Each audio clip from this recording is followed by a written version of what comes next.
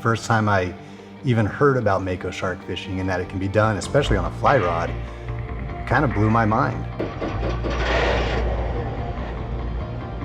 It really grabbed my attention being a fly fisherman coming from Lake Tahoe in Colorado. The idea of being able to hook a fish such as a shark and release him blew my mind that people were down here in California doing it, and I wanted a part of it.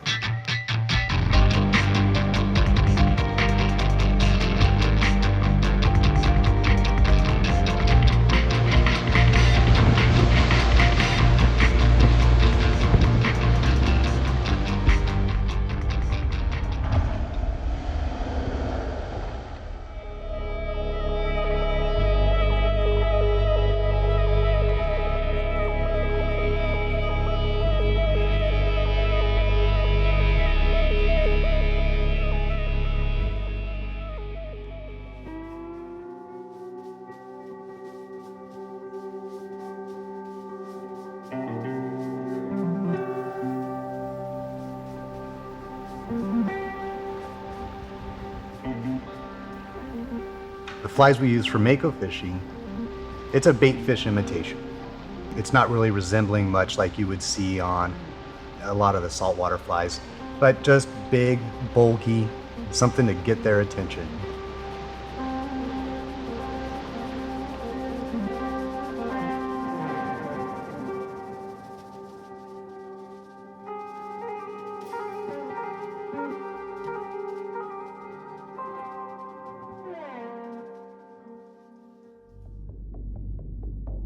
People ask me what it feels like to hook a Mako all the time. There's more than a feeling. There's two feelings, really. Are they talking physical? Are they talking emotionally? There's an emotional feeling of the shark at the boat, watching that shark eat the fly and realizing you're about to have a Mako shark at the end of your rod. Is everything gonna work out? You have to get that hook set solid, get to your reel and hold on to that Mako.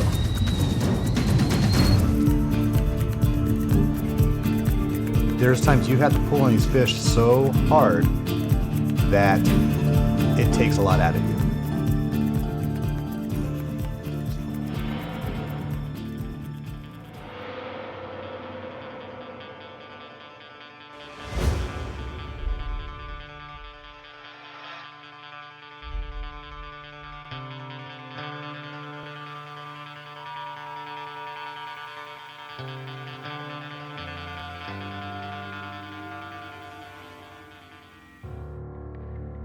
We had a blue shark around the boat that we didn't want to cast at because, you know, the way the point system works on the catch and release tournament, we advanced our slick a little bit to try and get the blue to leave, and he just bolted.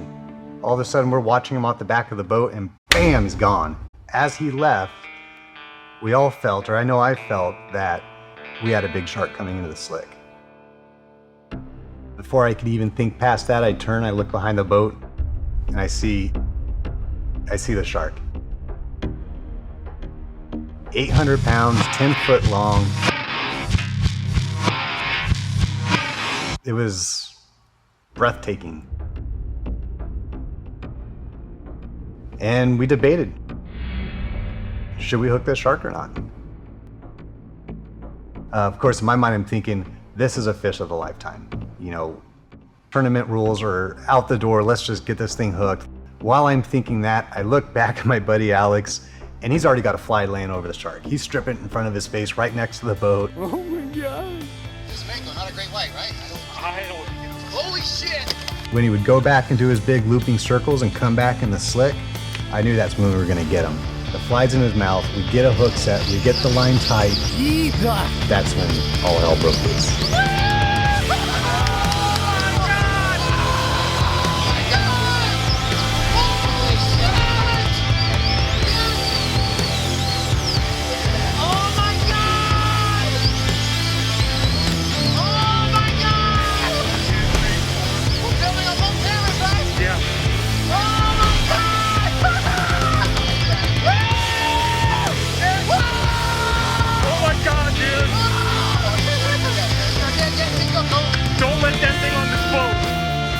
guys on the boat were freaking out. My first thought was get the boat away from the fish. You know, a fish of this size can destroy a boat. First thing I do, put the boat in gear. Alex strips, sets the line, stays on it. Then he just freaks out. I mean, he freaks out. He comes out, boom, 10-foot Mako, at least 10 foot out of the water. Somersaulting backflip, bam, lands. 3 seconds later, jumps again. Lands, 3 seconds later, jumps again, 6, 7 times. Every jump was almost the exact same. And when he hits the water, he hits upside down, disoriented, gets back to where he needs to be, kicks his tail, and like that, he's out of the water, 10 feet in the air again. Just absolutely amazing, absolutely amazing. It was a big fish, there was a lot to handle.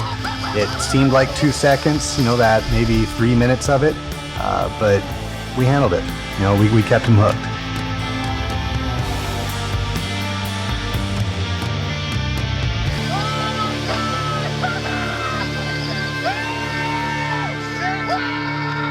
Oh my God, dude!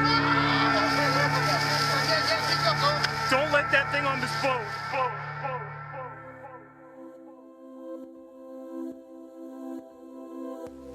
Catch and release is important to me. It's something I've always done. The idea is to go back out the next day and catch fish again. And it's not just the catch and release for the sharks, it's fish in general. Good example, we caught a Dorado the other day. One of the most beautiful fish there are in the ocean. And just to be able to examine a fish like that and look at him and be able to set him in the water and let him go back to his migration, you know, his food hunting, it's a great feeling inside for me, and more sports fishing needs to head in that direction. Catching and releasing a shark, there's so much more involved. That's where I get my high. I love holding on to that leader, staring at that shark, looking at that head shake, those teeth, getting the release gap down there and punching that out at the right time, pulling it up, seeing a fly on it and seeing that shark swim away. That's my high.